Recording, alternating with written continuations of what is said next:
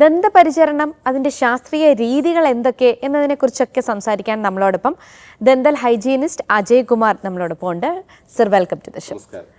ഈ വെപ്പ് പല്ലുകൾ വെക്കുമ്പോൾ അതിനെ എങ്ങനെയാണ് സംരക്ഷിക്കേണ്ടത്, പരിചരിക്കേണ്ടത്? പല്ലുകൾ നഷ്ടപ്പെട്ടാൽ കൃത്യമായിട്ട് നമുക്കത് പുനഃസ്ഥാപിക്കണം. ഇപ്പൊ നമുക്ക് ഫിക്സഡ് ഡെഞ്ചേഴ്സ് ഉണ്ട്, എടുത്ത് മാറ്റുന്ന വായിലും മുകളിൽ നിന്ന് മുഴുവൻ പല്ലുകൾ നഷ്ടപ്പെട്ടാൽ നമുക്ക് ഫിക്സഡ് നമ്മൾ എടുത്ത് മാറ്റുന്ന പല്ലുകളാണ് സ്വാഭാവികമായിട്ട്. ഫിക്സഡ് നമുക്ക് ചെയ്യാം, അതോടൊപ്പം നമുക്ക് എടുത്ത് മാറ്റുന്ന പല്ലുകളാണ് സ്വാഭാവികമായിട്ട് നമ്മൾ കൂടുതൽ ഉപയോഗിക്കുന്നത്.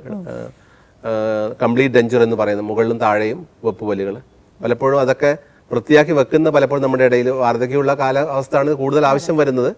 പക്ഷേ അപ്പോൾ പലപ്പോഴും പ്രോപ്പറായിട്ട് കഴുകി വെച്ചില്ലെങ്കിൽ അതും പല അസുഖങ്ങൾ വായനാറ്റത്തിനും ഒക്കെ കാരണമാകും. അതും നമ്മൾ രാത്രി ബ്രഷിങ് ചെയ്യുമ്പോൾ തന്നെ പേസ്റ്റും ബ്രഷും ഉപയോഗിച്ച് വൃത്തിയാക്കി വെച്ചതിന് ശേഷം സൂക്ഷിച്ച് രാത്രി നമുക്ക് കഴുകി വൃത്തിയാക്കി വെക്കണം. അപ്പോൾ മോണയൊക്കെ ഒന്ന് ഉണങ്ങുന്നതിനും വായുടെ ആരോഗ്യത്തിനും ഏറ്റവും നല്ലതാണ്. പലപ്പോഴും ഈ പല്ല് തേപ്പ് നമ്മൾ ശ്രദ്ധിക്കേണ്ടത് ശക്തിയുള്ള തേപ്പാണ്. പലപ്പോഴും നമ്മൾ ആവശ്യത്തിന് 4 ഇരട്ടിയൊക്കെ ശക്തി ഉപയോഗിച്ചാൽ പലപ്പോഴും തേക്കുന്നത്.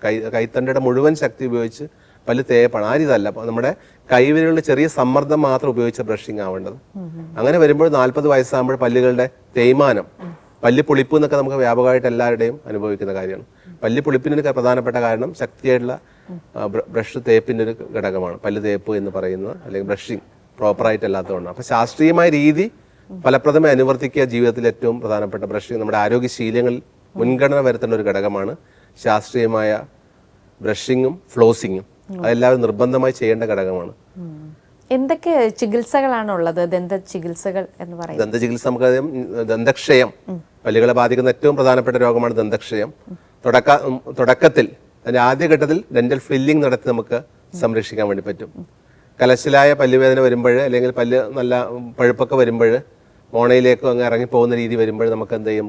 റൂട്ട് കനാൽ ചികിത്സ കുറച്ച് ചിലവേറിയതാണ്. പല്ലുകൾ സംരക്ഷിക്കണം. അതുകൊണ്ട് നമുക്ക് പല്ലുകൾ കൃത്യമായിട്ട് നഷ്ടപ്പെടാതെ സംരക്ഷിക്കുക എന്നാണ് ആധുനിക ദന്തശാസ്ത്രം. നമുക്ക് ആ രീതികളുണ്ട്. റൂട്ട് കനാൽ ചെയ്ത് അതിന് ക്യാപ്പിട്ട് നമുക്ക് സംരക്ഷിക്കാൻ വേണ്ടി പറ്റും. റൂട്ട് കനാൽ ചെയ്താൽ പല്ലുകൾ ബ്ലഡ് സപ്ലൈ ഇല്ലാത്ത ഒരു ജീവനില്ലാത്ത വസ്തുവായി മാറും. പക്ഷേ അത് പിന്നീട് നമുക്ക് കട്ടി കൂടിയ ഭക്ഷണം കഴിക്കുമ്പോൾ പല്ല് പൊട്ടാനുള്ള സാധ്യതയുണ്ട്. പല്ലുകൾ നമുക്കത് ക്യാപ്പിട്ട് അതിന് ക്രൗൺ ചെയ്ത് സംരക്ഷിക്കേണ്ടത് അത്യന്താപേക്ഷിതമാണ്. പിന്നെ ചിലപ്പോൾ കളിക്കുമ്പോഴൊക്കെ നമുക്കറിയാം മുന്നിലുള്ള പല്ലുകൾ പൊട്ടിപ്പോകുന്ന കുട്ടികളിലൊക്കെ നമ്മുടെ വ്യാപകം, അത് നമുക്ക് കോമ്പോസ്റ്റ് ഫില്ലിംഗ് നടത്തി ആ പല്ലുകളെ സംരക്ഷിക്കാൻ വേണ്ടി സാധിക്കും. പല്ല് ക്ലീനിങ്, മോണരോഗത്തിന് 6 മാസത്തിലൊരിക്കൽ അല്ലെങ്കിൽ വർഷത്തിലൊരിക്കലും പല്ല് ക്ലീനിങ് നിർബന്ധമാണ്. പക്ഷെ പലപ്പോഴും നമ്മുടെ സമൂഹത്തിലുള്ള തെറ്റിദ്ധാരണ പല്ല് ക്ലീനിങ് ചെയ്താൽ പല്ലിന് ഇനാമൽ നഷ്ടപ്പെടുമെന്ന് ഇപ്പോഴും നോളജ് ഉള്ളവർ പോലും പറയുന്നൊരു കാര്യമാണ്. പല്ല് ക്ലീൻ ചെയ്ത് പല്ലിൽ മുഴുവൻ ബാക്ടീരിയയുടെ കറകളും കാൽക്കുലസും ടാറ്റാറൊക്കെ നിറഞ്ഞ് വായനാറ്റം കൊണ്ട് കഷ്ടപ്പെടുന്നവരും പറയും പല്ല് ക്ലീൻ ചെയ്ത് കഴിഞ്ഞാൽ ഇനാമൽ നഷ്ടപ്പെടുമെന്ന്. പല്ല് ക്ലീനിങ് ചെയ്ത് അൾട്രാസോണിക് സ്കെയിലർ എന്ന പ്രത്യേകതരം വൈബ്രേഷൻ ഉപയോഗിച്ചാണ്. അത് ഇനാമലെ യാതൊരു പോറലും ഏൽപ്പിക്കുന്നില്ല എന്ന് തിരിച്ചറിയണം. പല്ലിൽ രൂപാന്തരപ്പെടുന്ന ഈ കക്കകളെ, ലവണങ്ങളെ, ബാക്ടീരിയൽ കോളിനെ നീക്കം ചെയ്യുകയാണ്. അല്ലെങ്കിൽ പല്ലുകൾ മുഴുവൻ നഷ്ടപ്പെട്ടു പോകും നമുക്ക്. പക്ഷേ പല്ല് ക്ലീൻ ചെയ്യുമ്പോൾ ചെറിയൊരു പുളിപ്പ് അനുഭവപ്പെടുന്നത് കൊണ്ടാണ്. പുളിപ്പ് അനുഭവപ്പെടാൻ പ്രധാന കാരണം ഈ ലവണങ്ങളെ നീക്കം ചെയ്യുമ്പോൾ ആ ഭാഗത്തുള്ള ഇനാമലിനെ ആ ലവണങ്ങൾ നഷ്ടപ്പെടുത്തിക്കൊണ്ട് അവിടെ വെള്ളം തട്ടുമ്പോഴുള്ളൊരു ആ സമയത്തുള്ള 1-2 ദിവസത്തെ പ്രതിഭാസമാണ് ചെറിയ പല്ല് പുളിപ്പ്. അത് പറഞ്ഞുകൊണ്ടാണ് എല്ലാവരും പല്ല് ക്ലീനിങ്. അപ്പോൾ 6 മാസത്തിൽ അല്ലെങ്കിൽ 1 വർഷത്തിലൊരിക്കൽ നമുക്ക് ശാസ്ത്രീയം പല്ല് ക്ലീനിങ് നടത്തുകൊണ്ട് ആർക്കും ഒരു കുഴപ്പമില്ല. വർഷത്തിലെങ്കിലും പല്ല് ക്ലീനിങ് ചെയ്ത് കഴിഞ്ഞാൽ നമുക്ക് അപ്പോൾ പല്ല് ക്ലീനിങ് മാത്രമല്ല വായിൽ എന്തെങ്കിലും രോഗാവസ്ഥ വന്നു എന്ന് നമുക്ക് തിരിച്ചറിയാൻ വേണ്ടി സാധിക്കുകയും ചെയ്യും. അതാണ് ഓറൽ പ്രൊഫൈലാക്സിസ് എന്നാണ് നമ്മൾ ശാസ്ത്രീയമായി പറയാറ്. നമ്മൾ സ്വാഭാവികമായിട്ട് പല്ല് ക്ലീനിങ് വായിൽ പലപ്പോഴും കൗമാരക്കാരിലൊക്കെയുള്ള ബുദ്ധിമുട്ട് കറകൾ രൂപാന്തരപ്പെട്ട് പല കാരണങ്ങളും വായിൽ കറ വരാം. പല്ലിന് പുറത്തുള്ള കറകളുണ്ട്, അകത്തുള്ള കറകളുണ്ട്. പല്ലിന് അകത്ത് രൂപാന്തരപ്പെടുന്നു. ഈ കറകളെ നമുക്ക് കട്ടൻ ചായയും കട്ടൻ കാപ്പി, പല ഫ്രൂട്ട്സൊക്കെ സ്ഥിരമായിട്ട് കഴിക്കുന്നവരുണ്ട്.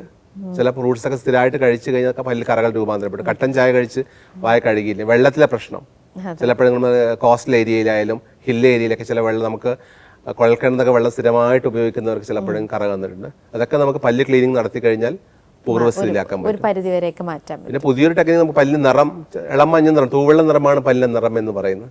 പലപ്പോഴും എല്ലാവർക്കും പല്ലിന് നിറം വെളുപ്പിക്കണം എന്നൊരു ആരോഗ്യമുള്ള പല്ലിന്റെ നിറം എന്ന് പറയുന്നത് നമ്മുടെ യെല്ലോയിഷ് വൈറ്റ് എന്ന് പറയുന്ന നിറമാണ്, ഇളം മഞ്ഞ നിറം. പക്ഷെ അത് ബ്ലീച്ചിങ് എന്ന ചികിത്സാ രീതിയൊക്കെ ഇന്ന് കോസ്മെറ്റിക് ചികിത്സാ രീതിയുടെ ഭാഗമായി. പക്ഷെ സ്ഥിരമായി ബ്ലീച്ചിങ് ഒക്കെ ഏർപ്പെടുമ്പോൾ ഒരു ഒക്കേഷനിൽ ആവാം സ്ഥിരമായിട്ട് പെറോക്സൈഡുകൾ തന്നെ പല്ലിന് ഇനാമലിനെ ദോഷകരമായി ബാധിക്കുക എന്നാണ് പഠനങ്ങൾ പറയുന്നത്. അപ്പോൾ അത് സ്ഥിരമായിട്ടല്ല, നമുക്ക് ഒക്കേഷനിൽ ചിലപ്പോൾ അങ്ങനെ ഒരു ഫീലിംഗ് ഉണ്ടെങ്കിൽ അത് നമുക്ക് ചെയ്യുന്നതുകൊണ്ട് വലിയ തെറ്റില്ല. അതൊക്കെ ഉള്ള ബ്ലീച്ചിങ് ഒക്കെ ചികിത്സാ രീതി തന്നെയാണ്. അതോടൊപ്പം നിരതെറ്റിയ പല്ലുകൾ കൗമാരക്കാരെ അലട്ടുന്ന ഏറ്റവും പ്രധാനപ്പെട്ട, കുടുംബങ്ങളൊക്കെ അലട്ടുന്ന പ്രധാനപ്പെട്ട പ്രശ്നമാണ്. പല കാരണങ്ങളും, പാരമ്പര്യം, കുട്ടികളുടെ ദുശ്ശീലങ്ങളൊക്കെ കൊണ്ട് പാൽപ്പല്ലുകൾ നേരത്തെ നഷ്ടപ്പെട്ടു എന്നീ കാരണങ്ങൾ കൊണ്ടൊക്കെ തന്നെ പല്ലുകൾ നിരതെറ്റാം, താടിയലിൻ്റെ അവസ്ഥയൊക്കെ. അപ്പം പല്ലുകളുടെ നിര തെറ്റുമ്പോൾ ഓർത്തോഡോണ്ടിക് ചികിത്സാ രീതി, വളരെ പുതിയ പുതിയ ടെക്നിക്ക്, ഈ ഓർത്തോഡോണ്ടിക്കിലെ ഫിക്സഡ് ഓർത്തോഡോണ്ടിക് ട്രീറ്റ്മെന്റ് എന്ന് പറയുന്ന പുതിയ ചികിത്സാ രീതികളൊക്കെ ഇന്ന് മുമ്പുള്ള ചികിത്സ മാറി. പല്ല് നമുക്ക് മുമ്പൊക്കെ നമുക്ക് അതിനെ കമ്പി തട്ടി മോണം മുറിയുന്നു. ഇപ്പോൾ പുതിയ അലൈനേഴ്സും പുതിയ രീതിയിലുള്ള ചികിത്സാ രീതികളൊക്കെ ഇന്ന് നിലവിലുണ്ട്. പിന്നെ പല്ലുകൾ നഷ്ടപ്പെട്ടാൽ കൃത്യമായി പുനഃസ്ഥാപിക്കേണ്ടത് വളരെ അത്യന്താപേക്ഷിതമാണ്. ഒരു പല്ല് നഷ്ടപ്പെട്ട് കഴിഞ്ഞാൽ നമുക്കറിയാം, താഴെയുള്ളൊരു പല്ല് നഷ്ടപ്പെടും, മുകളിലെ പല്ല് ഇറങ്ങി വരുന്നതിനുള്ള കാരണം ഉണ്ടാവും. തൊട്ടടുത്ത പല്ലുകൾ നിരതെറ്റും, അങ്ങനെ സന്തുലിതാവസ്ഥ ഒക്കെ തകരാറിലാവും. അതുകൊണ്ട് പല്ല് നഷ്ടപ്പെട്ടാൽ കൃത്യമായി പുനഃസ്ഥാപിക്കേണ്ടത് വളരെ അത്യന്താപേക്ഷിതമാണ്. ഒരു പല്ല് നഷ്ടപ്പെട്ടാൽ നമുക്ക് ഫിക്സഡ് ആയിട്ട് തൊട്ടടുത്ത 2 പല്ലുകൾ ചെറുതാക്കിക്കൊണ്ട് അവിടെ ബ്രിഡ്ജ് എന്ന് പറയുന്ന രീതിയിൽ പല്ലുകളെ പൂർണ്ണമായും ഒട്ടിച്ചു വെക്കാൻ വേണ്ടി പറ്റും. കൂടുതൽ പല്ലുകൾ നഷ്ടപ്പെടുകയാണെങ്കിൽ ചിലപ്പോൾ നമുക്ക് 2 രീതിയിലും ബ്രിഡ്ജും ചെയ്യാം, അല്ലെങ്കിൽ നമുക്ക് എടുത്ത് മാറ്റുന്ന റിമൂവബിൾ ടൈപ്പുള്ള RPD, റിമൂവബിൾ പാർഷ്യൽ ഡെഞ്ചേഴ്സ്, മുഴുവൻ പല്ലുകൾ നഷ്ടപ്പെട്ടാൽ കംപ്ലീറ്റ് ഡെഞ്ചേഴ്സ് മുകളിലും താഴെയുമായിട്ട്. പക്ഷെ അപ്പോഴും നമ്മൾ ശ്രദ്ധിക്കേണ്ടത് അതെല്ലാം നമുക്ക് നല്ല പരിചരണം വേണം. നമ്മൾ സെറ്റ് പല്ലൊക്കെ വായിൽ വെക്കുമ്പോഴും അല്ലെങ്കിൽ ക്രൗൺ വെക്കുമ്പോഴും മോണരോഗമൊക്കെ വന്നു കഴിഞ്ഞാൽ കൂടുതൽ പ്രശ്നങ്ങൾ വരാൻ സാധ്യതയുണ്ട്. കൂടുതൽ ദന്ത സംരക്ഷണത്തിന് ആ സമയത്ത് കൂടുതൽ പരിചരണം നിലവിൽ കൊടുക്കുന്നതിനെക്കാട്ടും നമ്മൾ പരിചരണം രാത്രിയൊക്കെ ഈ കാര്യങ്ങളൊക്കെ brushing, 2 minute brushing, flossing, gingival massage, ആംസലൈൻ ഗാർഗിളൊക്കെ ശ്രദ്ധിക്കണം. അതുകൊണ്ട് ഈ ശാസ്ത്രീയമായ 5 കാര്യങ്ങളാണ് ഞാൻ തുടക്കത്തിൽ പറഞ്ഞതുപോലെ. ദന്ത സംരക്ഷണത്തിന് രാവിലെയും രാത്രി ഭക്ഷണത്തിന് ശേഷവും നിർബന്ധമായും ബ്രഷിംഗ് ശീലമാക്കുക. വായ എപ്പോൾ ഭക്ഷണം കഴിച്ചാലും വായ നല്ല വെള്ളം ഉപയോഗിച്ച് കഴുകി വൃത്തിയാക്കുക. അതോടൊപ്പം ചോക്ലേറ്റ്സ്, ഒട്ടിപ്പിടിക്കുന്ന ഫ്രൂട്ട്സ്, ഒട്ടിപ്പിടിക്കുന്ന ചോക്ലേറ്റ്സ് ഒക്കെ ഉണ്ടല്ലോ, നമ്മുടെ മധുരപലഹാരങ്ങൾ, ബേക്കറി ഉൽപ്പന്നങ്ങൾ, ഫാസ്റ്റ് ഫുഡ്, അതൊക്കെ നമ്മുടെ ഭക്ഷണക്രമത്തിൽ നിന്നും പരമാവധി ഒഴിവാക്കുക. 4ാമത്തെ എന്ന് പറയുന്നത് നമ്മുടെ ഭക്ഷണക്രമത്തിൽ മുട്ട, മത്സ്യം, മാംസം, അതൊക്കെ തുടക്കത്തിൽ കുട്ടികൾ കാൽഷ്യം ഡെവലപ്പ് ചെയ്യുമ്പോൾ കൂടുതലും, എന്നിരുന്നാലും അത്തരത്തിലുള്ള നാരുകളുടെ ഭക്ഷണം ധാരാളമായി നമ്മുടെ ഭക്ഷണക്രമത്തിൽ ഉൾപ്പെടുത്താൻ വേണ്ടി ശ്രദ്ധിക്കുക. 5ാമത്തെ പറഞ്ഞു ഡെന്റൽ ചെക്കപ്പ്. ഞാൻ തുടക്കത്തിൽ പറഞ്ഞു 2-2-2, 2 വർഷത്തിൽ 2 തവണ ഡെന്റൽ ചെക്കപ്പ്. ആ ഒരു കാര്യം ഓർമ്മിച്ചു. 2-2-2, രാവിലെ ഭക്ഷണത്തിന് മുൻപ്, രാത്രി ഭക്ഷണത്തിന് ശേഷവും. വെറും ബ്രഷിംഗ് അല്ല, ശാസ്ത്രീയമായ ബ്രഷിംഗ് രീതി. അതോടൊപ്പം 2 തവണ നമ്മൾ ഇതെടുക്കുമ്പോൾ 2 തവണ ചെക്കപ്പ് ചെയ്യുക. ഈ കാര്യങ്ങളൊക്കെ നമ്മുടെ ജീവിതക്രമത്തിൽ, ആരോഗ്യ സംരക്ഷണ കാര്യത്തിൽ, ദന്താരോഗ്യത്തിന് രോഗം വന്നിട്ടല്ല, രോഗം വരുന്നതിന് മുമ്പേ തന്നെ പ്രതിരോധം തീർക്കേണ്ടതാണ് നമ്മുടെ കാലഘട്ടം. കാരണം ദന്തരോഗങ്ങൾ മറ്റു പല രോഗങ്ങൾക്കും കാരണമാകുന്നു എന്നാണ് ഓരോ പഠനങ്ങളും പറയുന്നത്.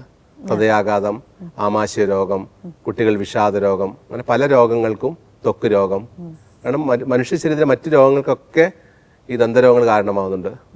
മുമ്പൊക്കെ നമ്മൾ പറയാറുണ്ട്, ക്ഷയിച്ചു കൊണ്ടിരിക്കുന്ന ഓരോ പല്ലും ഹൃദ്രോഗത്തിന്, പേടിപ്പിക്കാൻ വേണ്ടി പറയുന്നത് മാത്രമല്ല, ഈ സ്ട്രെപ്റ്റോക്കസ് മ്യൂട്ടൻസ് ഒക്കെ ഹൃദ്രോഗത്തിന് വരെ കാരണമാകാം. അപ്പോൾ അങ്ങനെ പറയുമ്പോൾ സ്കിൻ ഡിസീസ്, നമ്മൾ ഏത് സ്കിൻ ഡിസീസ് പോയാലും ഫസ്റ്റ് നമുക്ക് ഡെന്റൽ ഡിസീസ് ഉണ്ടെങ്കിൽ അതിന്റെ ട്രീറ്റ്മെന്റ് ചെയ്യാനാണ് ഡോക്ടേഴ്സ് പറയുക. സ്കിൻ ഡിസീസിന് പ്രധാന കാരണം ആമാശയ രോഗം, അങ്ങനെ എല്ലാ രോഗങ്ങൾക്കും, കുട്ടികൾ വിഷാദരോഗം ഞാൻ പറഞ്ഞല്ലോ, അങ്ങനെ ഓരോ രോഗങ്ങൾക്കും ഡെന്റൽ ഡിസീസുമായിട്ട് ബന്ധപ്പെടുന്നുണ്ട്. ഗർഭിണികളിൽ, മോണരോഗമുള്ള ഗർഭിണികളിൽ മാസം തെറ്റിയുള്ള പ്രസവം ഉണ്ടാവാൻ സാധ്യതയുണ്ട്. കുട്ടികളിൽ ഭാരക്കുറവ് ഉണ്ടാവാൻ സാധ്യതയുണ്ട്. അപ്പം ഇതൊക്കെ സംരക്ഷിക്കണം. അതോടൊപ്പം നമ്മുടെ ലഹരിയുടെയും നമ്മുടെ സ്മോക്കിംഗ്, ലഹരി പദാർത്ഥങ്ങൾ, ഗുഡ്ക, ഇങ്ങനെയുള്ള കുറേ സ്കൂളുകൾ കേന്ദ്രീകരിച്ചിട്ടുള്ള പ്രൊഡക്ട്സ് ഒക്കെ കുട്ടികൾ ഇപ്പോഴും ഉപയോഗിക്കുന്നത്. നമ്മൾ ഈ പുറമേ സംസാരിക്കുന്നതിന് പുറത്തുള്ള വലിയൊരു കണക്കുകളാണ് പുറത്തുള്ളത്. അപ്പം അതൊക്കെ ഈ ഓറൽ ക്യാൻസറിൻ്റെ കണക്ക്, നമ്മുടെ അല്ലെങ്കിൽ ഓറൽ ക്യാൻസർ വർദ്ധിക്കാൻ നമ്മുടെ സമൂഹത്തിൽ കാരണമാകും. അപ്പം അതൊക്കെ ഒരു അവബോധം സൃഷ്ടിക്കാൻ വേണ്ടി ഈ ആരോഗ്യ സംരക്ഷണത്തിൽ, ദന്താരോഗ്യത്തിന് മുന്തിയ പരിഗണന കൊടുക്കാൻ രക്ഷിതാക്കളും പൊതുസമൂഹവും കുട്ടികളും ഒക്കെ തയ്യാറായി മാത്രമേ നമുക്ക് നമ്മൾ പറയാറില്ല, എന്താ, ആരോഗ്യമുള്ള പല്ലുകൾ പല നമ്മൾ പറയാൻ, ആരോഗ്യമുള്ള പുഞ്ചിരിക്കൂ, നമ്മളെ പരിലാളനം പോലെ തന്നെ പ്രധാനമാണ് നമ്മുടെ ദന്ത സംരക്ഷണവും. പല്ല് നന്നായാൽ പാതി നന്നായി എന്ന പഴമൊഴിയൊക്കെ നമ്മൾ കേട്ടതാണ്. അപ്പോൾ ഇനി വിട്ടുവീഴ്ച ഇത് പറയാനുള്ളത് നമ്മുടെ പല്ലും വായും സംരക്ഷിക്കുന്ന കാര്യത്തിൽ. ഓക്കെ, അപ്പോൾ ദന്ത പരിചരണത്തിനെ കുറിച്ച് ഇത്രയും സംസാരിച്ച സാറിന് വളരെയധികം നന്ദി. Thank you.